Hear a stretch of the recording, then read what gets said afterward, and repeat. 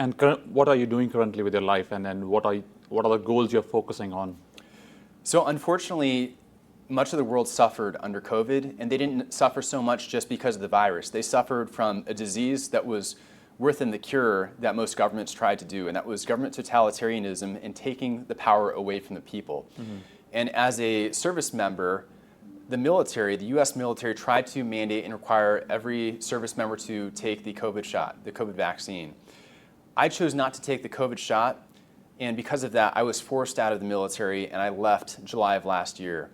I've spent the last 9 months since leaving the military in advocating on behalf of service members who've been negatively impacted by the COVID vaccine.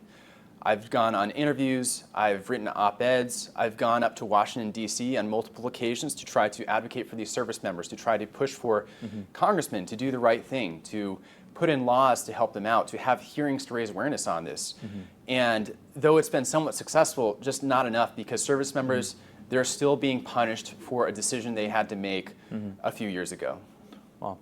And in that advocacy work which you're doing in terms of being the voice for the service members, how has that journey been? Is it difficult, and how has this journey been talking to multiple type of people, which you were very in one direction, you were just serving your country, there was only one spirit or one intent you had, but now you have to think about in multiple angles when you're talking to multiple media houses, a congressman or any other person. So how has that evolved, and what are the learnings you have learned in that process of advocacy? So although it is a totally different world, I feel as though God has placed me in this position, and He has given me the capabilities to properly advocate for service members.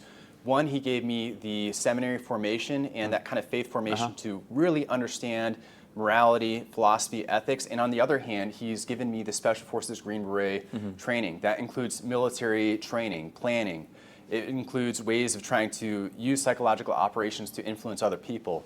So in a sense, everything that God has done for me has helped me up until the step. So it's been a challenge, it's been a unique change, but I've definitely enjoyed making my own schedule, figuring out what ways do I share information to move the populace, to move the needle a little bit further.